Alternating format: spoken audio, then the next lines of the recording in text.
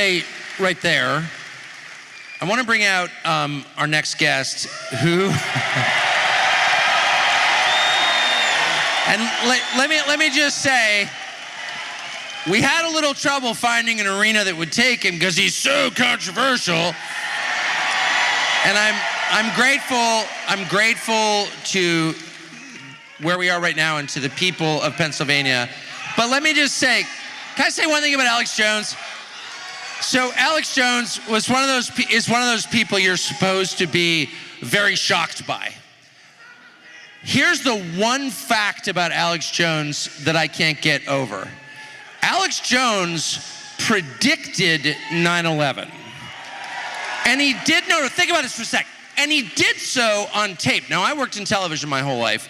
When you're on TV, there's a timestamp. We don't need to guess. I'm on TV for decades saying super dumb things which live forever on YouTube. Alex Jones, in the summer of 2001, said, you need to call the White House right now because planes are gonna hit the World Trade Center and they're gonna blame it on Osama bin Laden. He said that. I've seen the tape. You can look it up. So, no, check this out. So I lived in DC at the time. Trust me, I had a daily news show on another channel. Not one person was saying anything like that. So Alex Jones says that, it's on tape, we can prove he said that. It happens. Why didn't the US government call Alex Jones and say, how could you have not, clearly you're a prophet of some kind.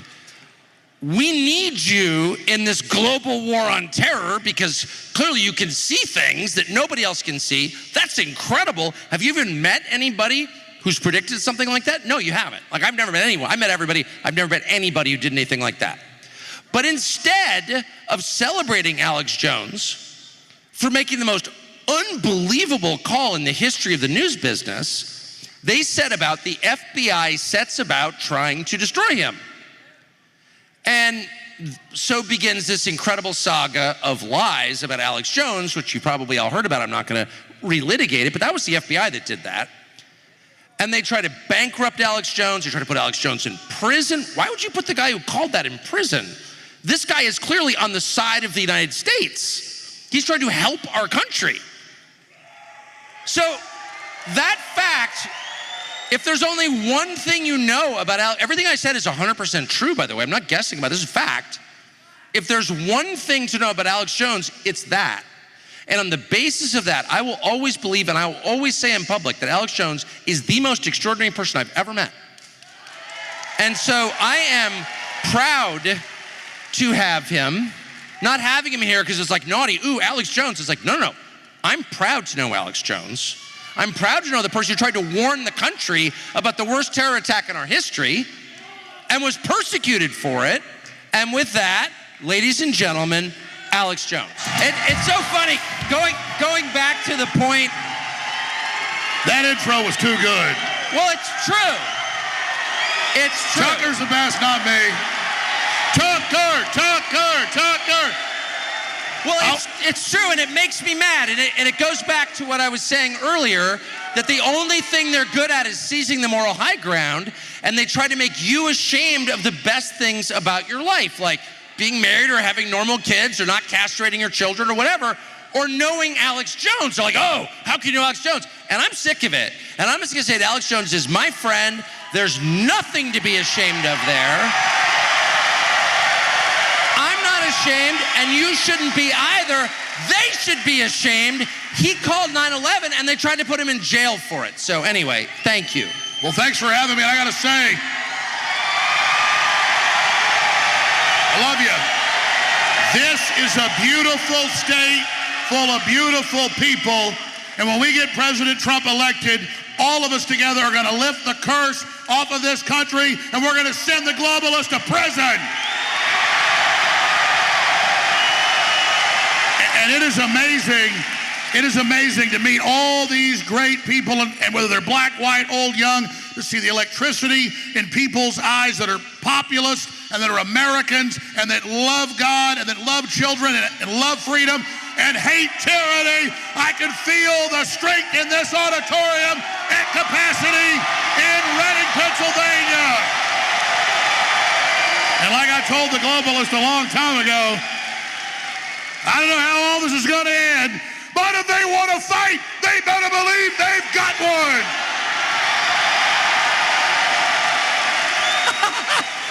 It just makes me laugh.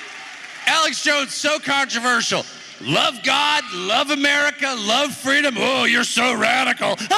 And Tucker, Alex, the one thing I always give Alex props for that no one ever gives him credit for, Alex Jones has stood against war for 30 years every single day of his career.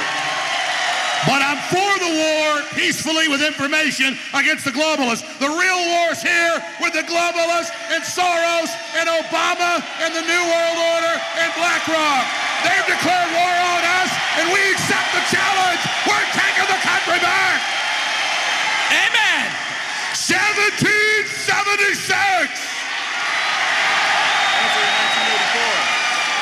You tell them. No, you say it. The answer to 1984 is 1776. 1776. Right, it began right here. 1776. 1776.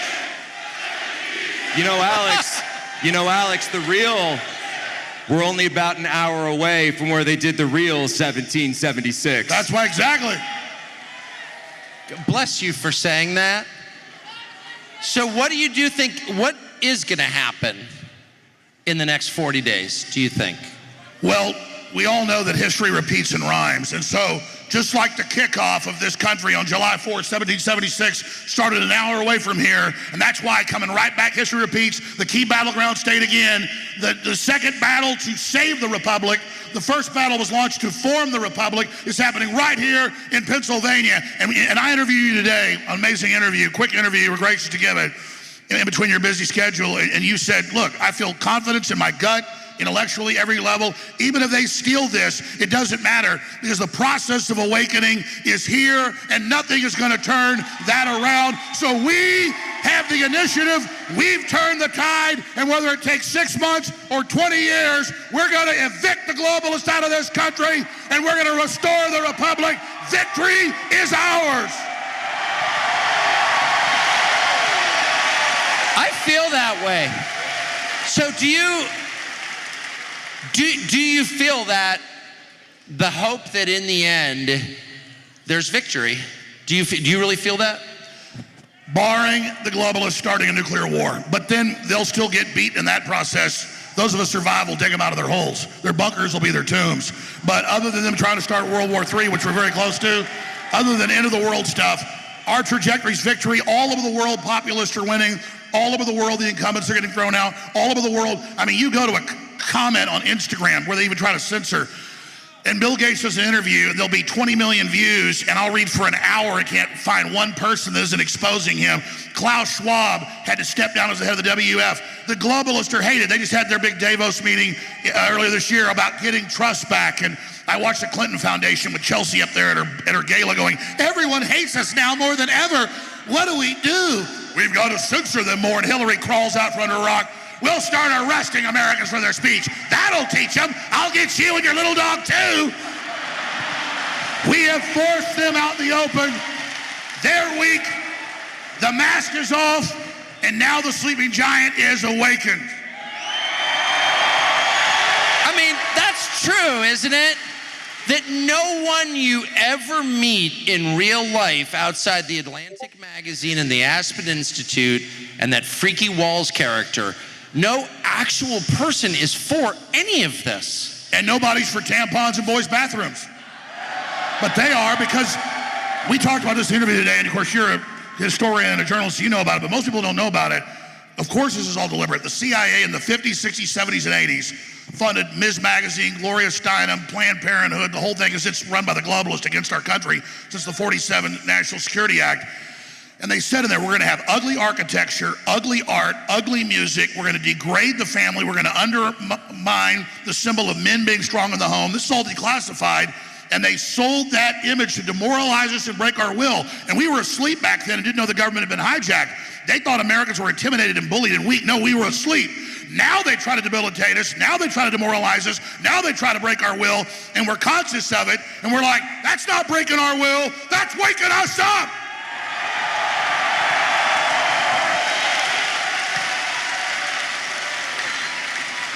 I gotta say that the main change that I've noticed, and maybe it's just me, but I'm from a very, very secular background, like most secular background. I'm literally from Southern California. One person. What are you doing in Redding? It's good to have you. California used to be a great red state. It was the best. But the point is, I didn't grow up around religious people at all. I didn't go to the church my grandmother went to at all. I've worked in the media my whole life in a big city up until 5 years ago. And in the last year, I know more people in my secular world who are mentioning God in conversation. And I don't know if you're having this experience. It's very striking to me. Do you notice this?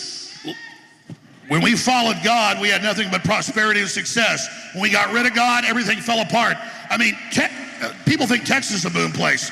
It's got the crime, the filth, the Satanism, the degeneracy, the pedophiles. Pennsylvania, gorgeous state, fell apart in 10 years. California, one of the most beautiful places in the world, total deep red. Ronald Reagan, total crap hole now. It's spiritual blight. And people are recognizing that because now they understand we are getting sucked down a vortex into literal hell, and we got to reach back up to God, and God will take us out of this. Is it, you've been saying that for decades. I've always wondered, I've asked you this like 20 times in private over dinner. I'm proud to say we have dinner. But I ask you this, and you never give me a straight answer, but since there are thousands of people watching, maybe you will now. What's it like to be vindicated on everything?